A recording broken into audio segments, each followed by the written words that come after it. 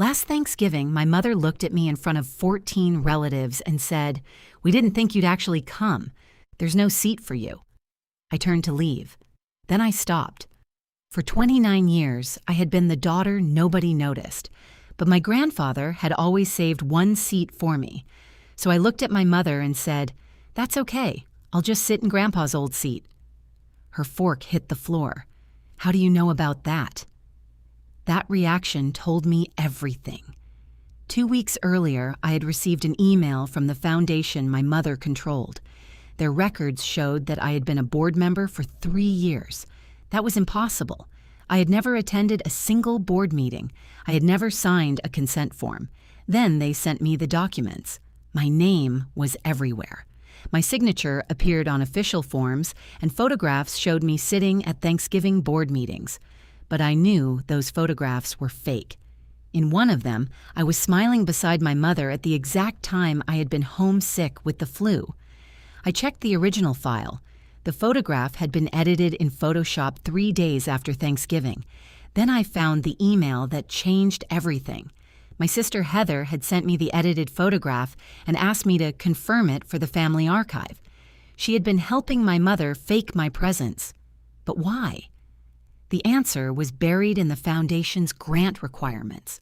The organization received $180,000 every year, and the grant required authentic board records and specific diversity requirements. I was young. I was female. I fit the requirements perfectly. They needed me on paper. They just didn't want me in the room. Then I learned Grandpa had left something behind. A letter stating that I was supposed to have an active role in the foundation, and that the seat beside him, or his seat in his absence, was reserved for me. My mother knew about that letter. She had hidden it.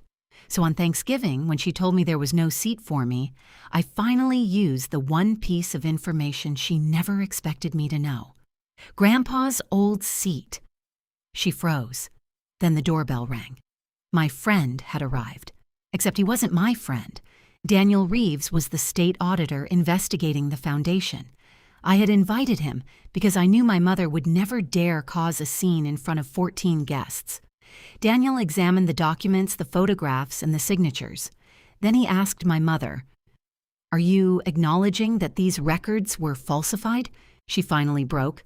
"I did what I had to do to keep the foundation alive." But then Daniel revealed the consequences.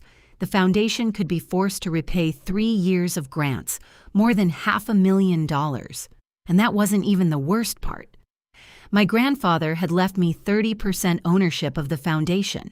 My mother had forged my signature again, making it appear that I had voluntarily surrendered my inheritance. She hadn't simply erased me from family photographs. She had tried to erase me from my grandfather's legacy. That Thanksgiving, the family finally saw the truth. And I walked away without asking my mother for another seat, because after 29 years of trying to earn my place at their table, I finally understood something. I didn't need their table anymore. I could build my own,